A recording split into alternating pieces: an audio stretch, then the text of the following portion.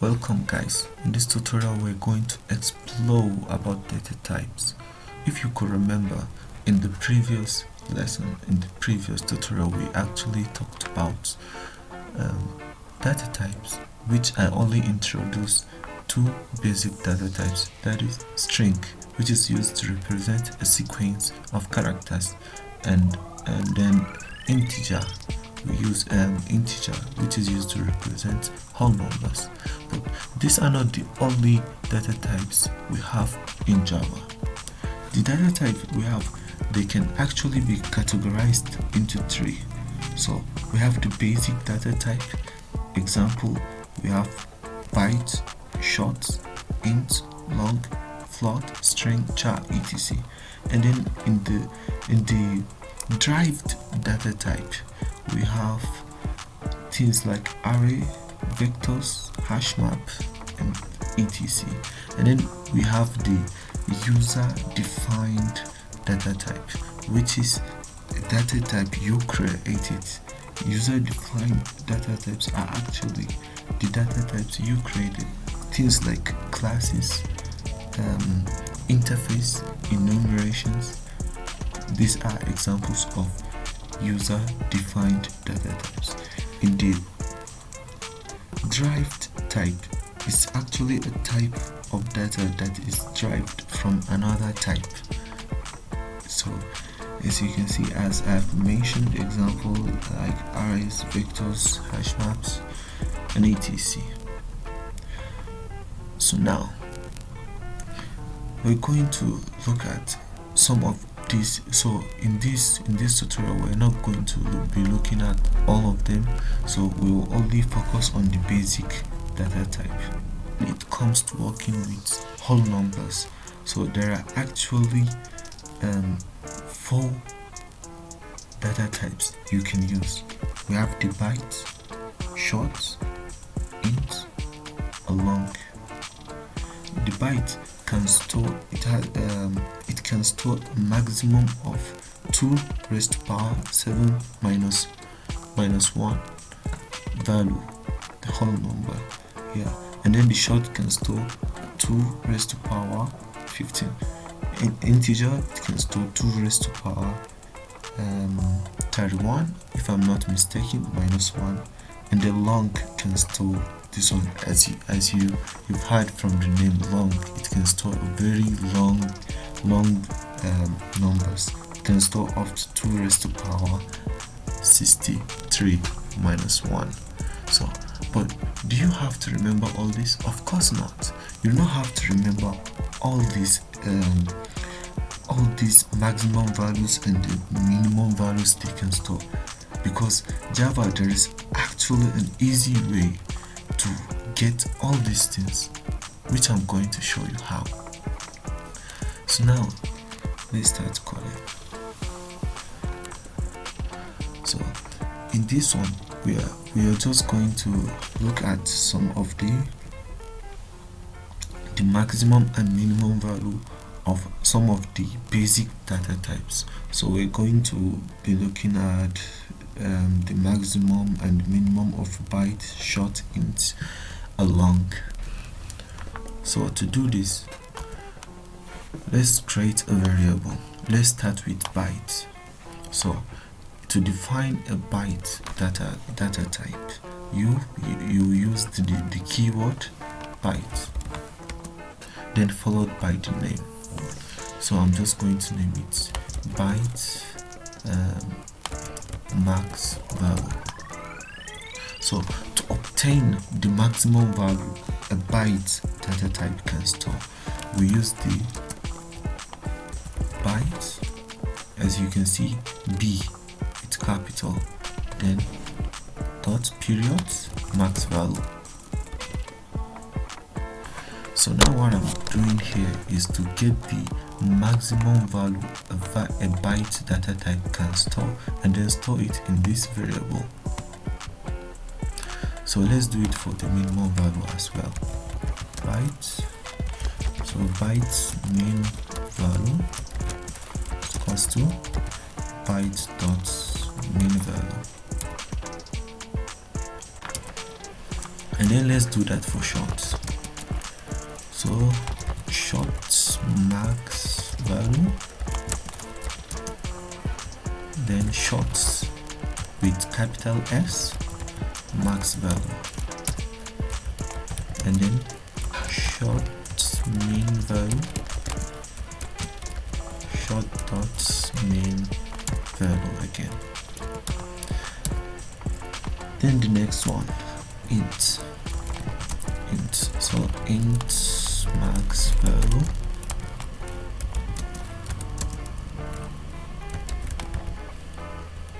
so for int we don't use int, we use integer dot max value. And then for the minimum, int min value,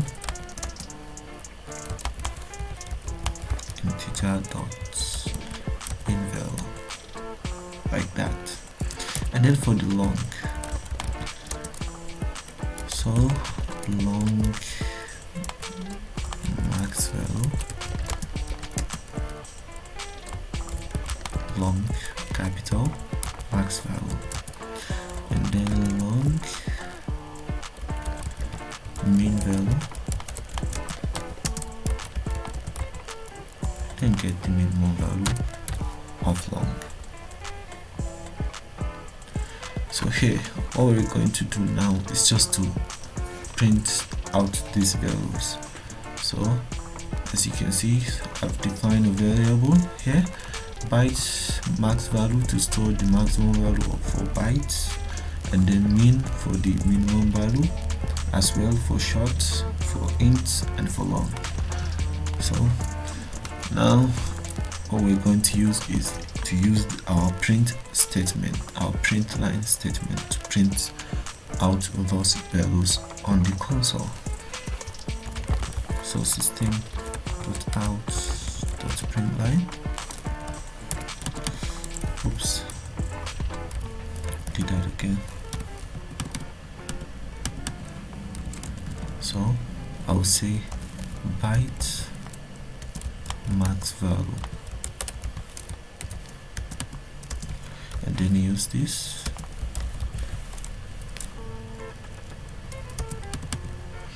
If you can remember this from our, this is again print line. If you could remember from our previous video, if you don't watch it, I suggest you look for the previous video. You can find it. When it comes to variable, I explained how we use this plus sign, what it is used for when you use it on string. So when we are using it on string, we are actually combining the text, not normal addition like you know in traditional mathematics. So I'm just going to copy this thing. Oops. Then paste it. Turn it to min. Change this to min. So I'm going to copy this all. So here I'll say shots. Here, shots. Shot again. Shot again. Then for int, so I'm going to use integer.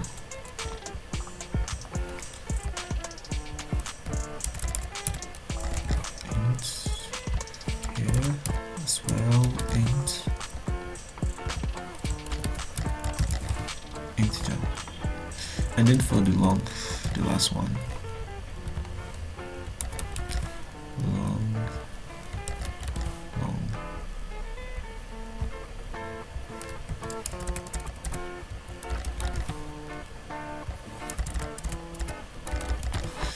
and that's it. So now let's try a long. Let's try to run this.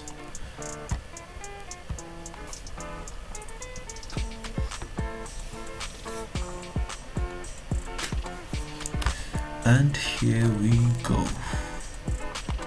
So let me expand this. here we have for byte maximum value. As you can see, we have 127. Byte minimum value -127. For short minimum, integer maximum, integer minimum, long maximum, and then long minimum. That's pretty cool, right? Yeah. So let's try to do something here. Let's assume here, but first let's copy something from here. Let's copy the maximum value for byte here. So I'm just going to copy this. So here, let's assume we're creating a byte variable. So we already know that its maximum, but the maximum value it can store it is 127.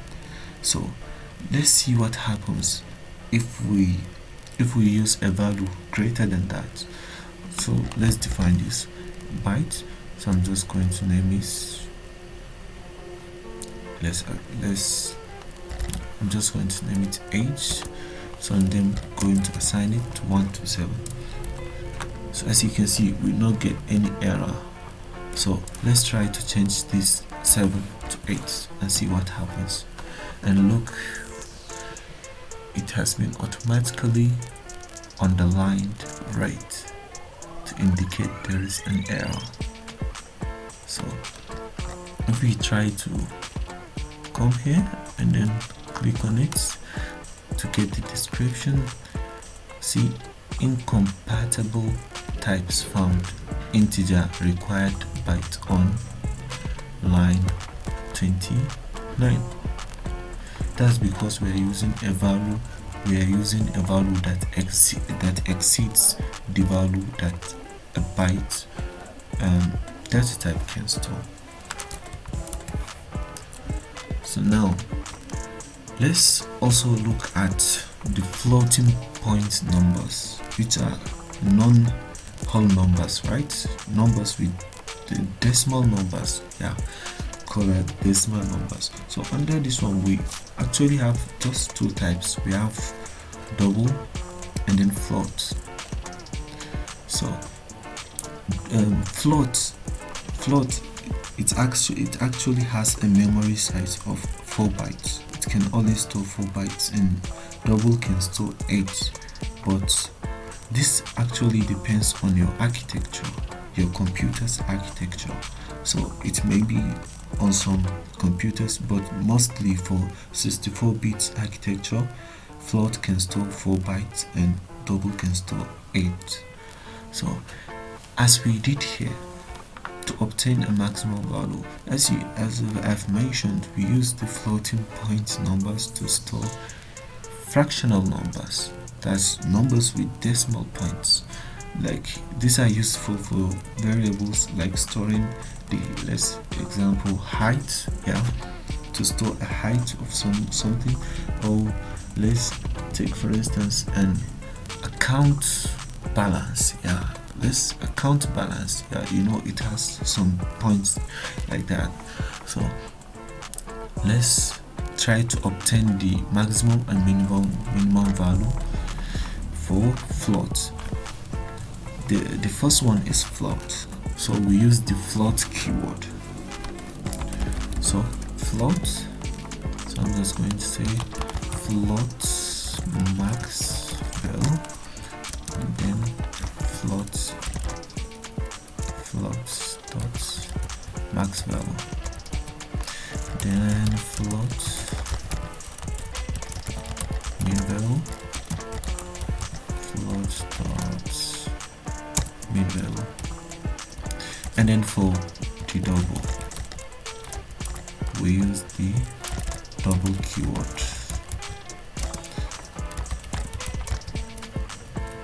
Double max value, double dot max value, and then double minimum value,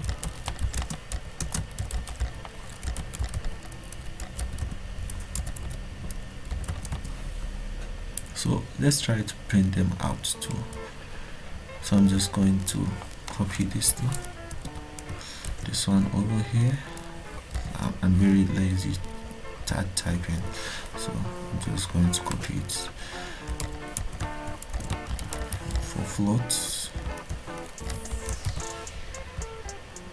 and here we change this to float. So also here, then for double,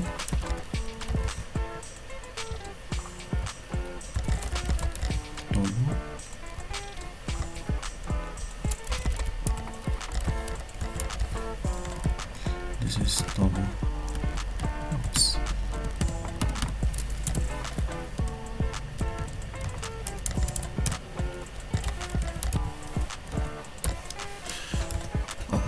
Then let's try to run this again.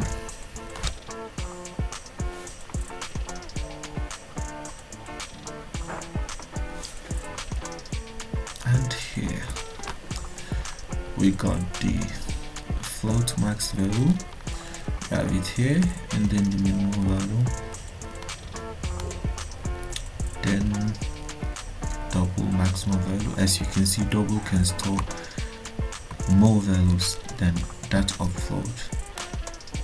So, and then double with no value. Other data types we're going to be talking about is actually the char and boolean. The char data type, we use it to store a single character. Actually, we use the char variable to store a single character because the char variable has a memory size of only 1 byte, so hence it can only store one character. And then we have the boolean data type, which is used to store a boolean value. A boolean value is values that is true or false. So let me show what I mean. So use the char keyword to define a char variable. So then I'm going to name it just char variable. So then I'm going to assign it to a char variable. Notice here we use a single quotation mark. So inside here we'll write our char variable. So I'm just going to assign it to A. So now what I'll do is try to print this out. Char variable. So let me run this.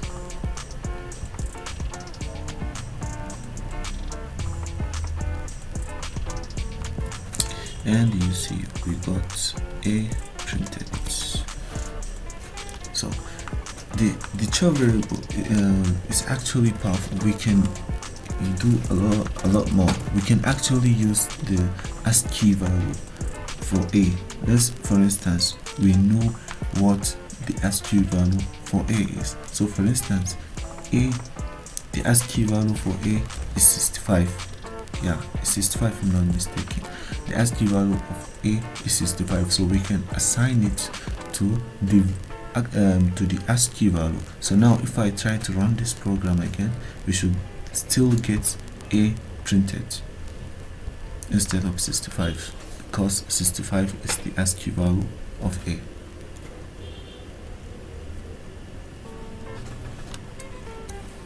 And you see again we got A printed. That's pretty cool, right? So now let's look at the boolean data type. So we use the boolean keyword, then I'm just going to name it boolean value. So then assign it to a boolean value which is either true or false. So I'm just going to leave it as false. So let me try to print this out. Boolean value, not booleans.